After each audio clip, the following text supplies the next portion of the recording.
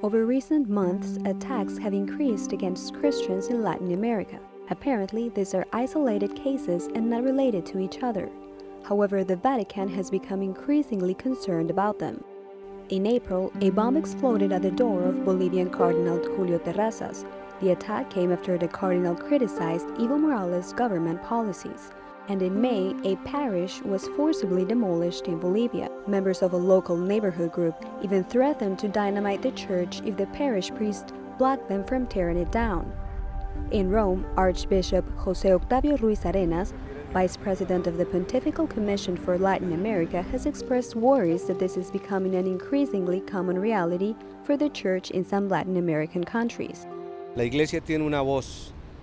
Church has a voice that often speaks on behalf of those who can't speak.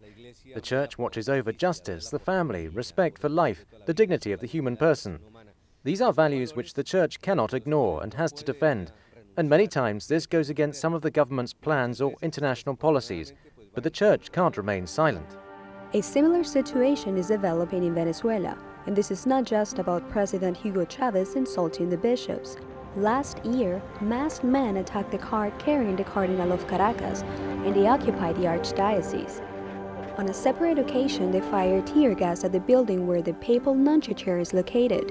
In other countries, there have also been episodes of violence. In Brazil, a priest who helped young people in difficult situations was killed.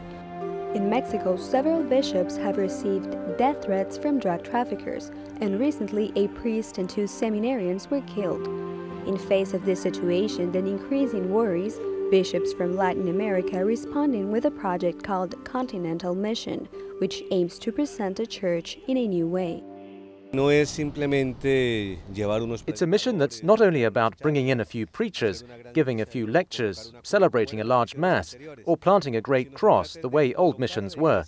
This is about placing the Church in a state of mission. And by this, I mean that bishops, priests, religious and lay people are aware that we're all missionaries.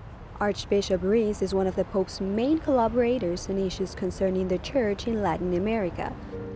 He says it is vital that the continent continues to strengthen faith, devotion to Mary, and respect for the Pope, in this place where more than half the world's Catholics live.